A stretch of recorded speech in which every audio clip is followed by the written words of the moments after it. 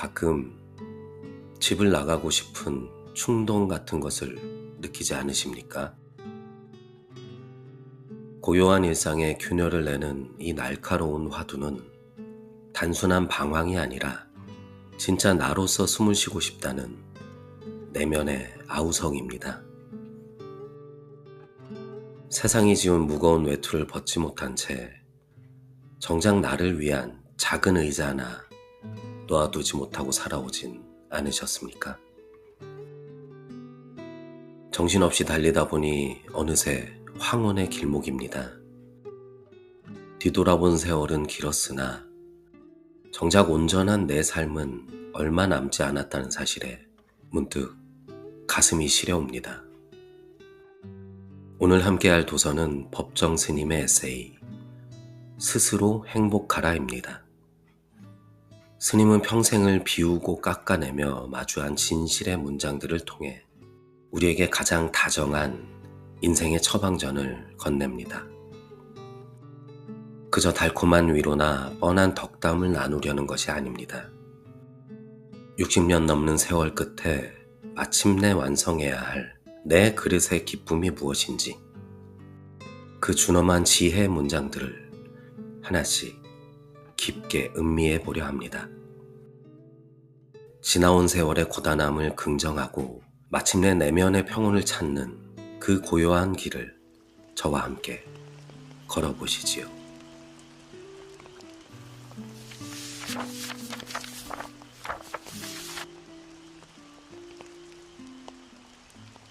더러 꽃 구경 안 가십니까? 꽃들은 다른 꽃들에 대해 신경을 쓰지 않습니다. 다른 꽃들을 닮으려고도 하지 않습니다. 라일락이 철쭉을 닮으려고 한다거나 목련이 진달래를 닮으려고 하는 일은 절대로 없습니다. 사람은 자기 몫의 삶을 살 줄 알아야 합니다. 사람에게는 저마다 자기 몫의 삶, 자기 그릇이 있습니다. 우리는 내 영혼의 크기를 잊고 살았습니다. 목련이 진달래를 시샘하지 않듯 우리는 오직 나만의 빛깔로 내 몫의 그릇을 채워가야 합니다.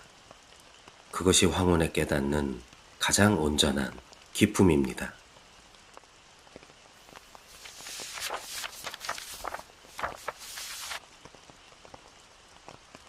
가끔 집 나가고 싶은 충동 같은 것을 느끼지 않으십니까? 그것이 바로 출가 정신입니다. 일상이 따분하고 무의미하니깐 무엇인가 새롭고 나답게 살 수 있는 길은 없는가 하게 되는 것입니다. 그렇다고 해서 모두들 가출하라는 말은 아닙니다. 보다 자기다운, 보다 꽃다운, 보다 인간다운 삶은 없을까 찾게 되는 것이 바로 출가 정신입니다.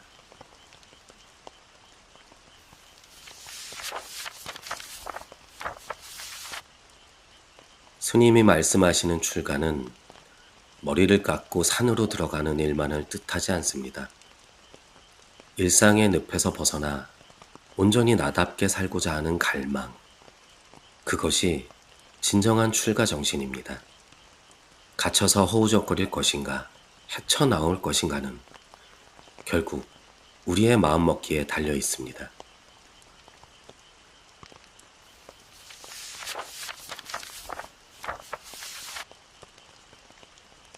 욕망에는 근심이 따르는데 출가는 편안하고 조용하다. 왕자 시타르타는 집착과 욕망의 집을 떠납니다. 출가란 그런 것입니다. 괴로움의 원인은 집착입니다. 자식에 대한 집착, 살림에 대한 집착, 복잡해진 관계에 대한 집착, 재산에 대한 집착, 명예에 대한 집착, 이런 것들 때문에 괴로움이 찾아옵니다. 출가란 집착의 집, 욕망의 집에서 벗어나는 일입니다. 괴로움의 뿌리는 언제나 집착에 있습니다. 가까운 인연에 대한 과도한 염려와 재산에 대한 미련이 우리를 무겁게 올가맵니다. 짊어진 짐이 많을수록 영혼은 갈 길을 잃어버립니다. 집착의 집에서 한 걸음 걸어 나올 때 우리의 인생은 비로소 자유롭고 편안해집니다.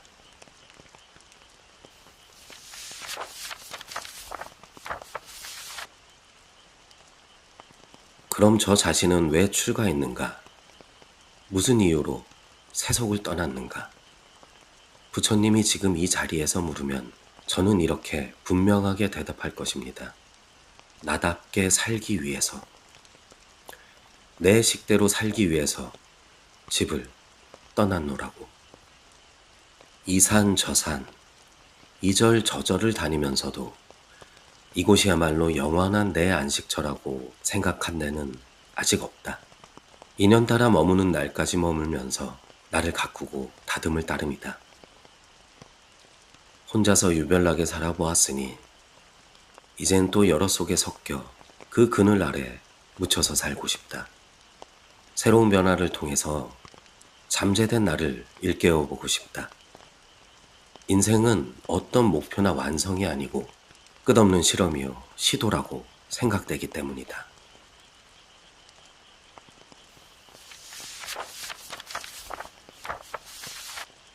인생에는 영원한 안식처도 고정된 목적지도 없습니다.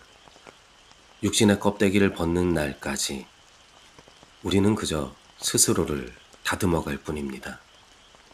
한때 높은 곳에서 이름을 드러내며 유별나게 살았을지라도 이제는 낮은 곳으로 내려와 조용히 그늘 아래 묻히는 법을 배워야 합니다. 그것이 잠재된 나를 일깨우는 가장 아름다운 개조입니다. 바로 지금이지 다시 시절은 없다는 말. 우리가 사는 것은 바로 지금 여기다. 이 자리에서 순간순간을 자기 자신답게 최선을 기울여 살 수 있다면 그 어떤 상황 아래서라도 우린 결코 후회하지 않을 인생을 보내게 될 것이다. 밤이 깊었다. 법당에서 삼경종을 친 지도 한참이 되었다. 다시 들려오는 밤 시냇물 소리, 마치 비가 내리는 소리 같다. 잠시도 멈추지 않고 시냇물은 흐르고 또 흘러서 바다에 이른다. 우리들 목숨의 흐름도 하빌의 바다를 향해 그처럼 끝없이 흘러갈 것이다.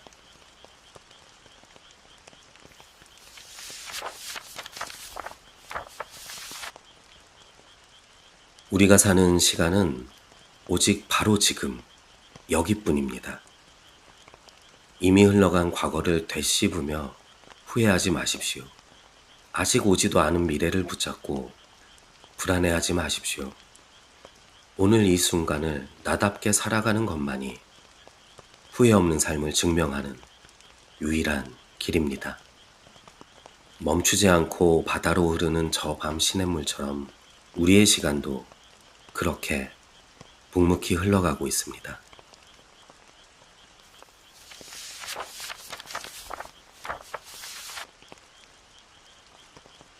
분명히 새겨두십시오. 불교는 부처님을 믿는 종교가 아닙니다. 인간관계를 비롯한 우주 질서와 존재의 실상을 철저히 인식하고 본래의 자아에 눈떠 온전한 사람이 되는 길입니다. 온전한 사람이 되려면 무엇보다도 먼저 자기 자신을 알아야 합니다. 자기 자신을 알고자 한다면 스스로를 면밀히 지켜보십시오. 자신의 생각과 말씨, 혹은 걸음걸이와 먹는 태도, 운전습관, 그리고 남을 미워하고 시기하는 그 마음을 자세히 살펴보십시오.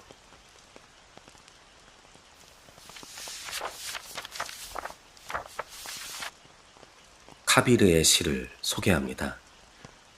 물속에 사는 물고기가 목말라 한다는 말을 듣고 나는 웃는다. 진리는 그대 집안에 있다. 그러나 그대 자신은 이것을 알지 못한 채 이 숲으로 저 골짜기로 쉴 새 없이 헤매고 있다.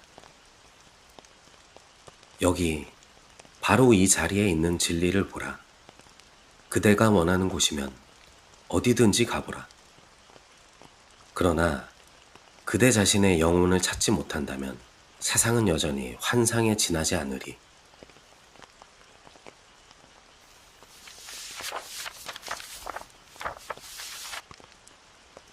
물속의 물고기가 목말라 한다는 탄식처럼 우린 이미 진리 속에 살면서도 늘 갈증을 느낍니다.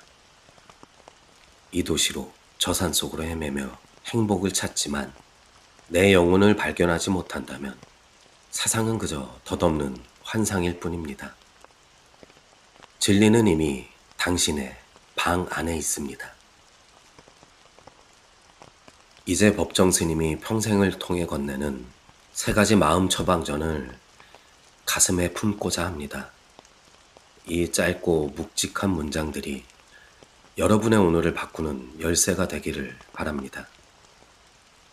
첫째, 내 그릇에만 집중하십시오. 목련은 진달래를 부러워하지 않습니다. 남의 삶을 흉내내지 말고 오직 나만의 빛깔로 내 몫의 삶을 채워가야 합니다. 둘째, 집착의 집에서 걸어 나오십시오. 가까운 관계에 대한 과도한 집착, 재산과 명예에 대한 미련을 내려놓을 때 비로소 우리의 인생은 조촐하고 자유로워집니다.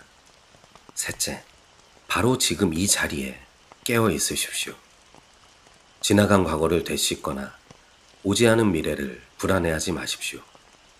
오늘 마시는 차 한 잔의 온기에 최선을 다하는 것이 성공한 인생입니다. 인생은 고정된 목적지가 아니라 끝없는 시도이자 실험입니다. 오늘 밤은 내 손에 쥐어진 작은 그릇을 어루만져 보십시오. 비록 화려하지 않아도 오직 나만의 빛깔로 채워진 그 온전한 품 안에서 조용한 평온을 누리시기 바랍니다. 당신과 함께 걷는 이야기, 정북이었습니다. 고맙습니다.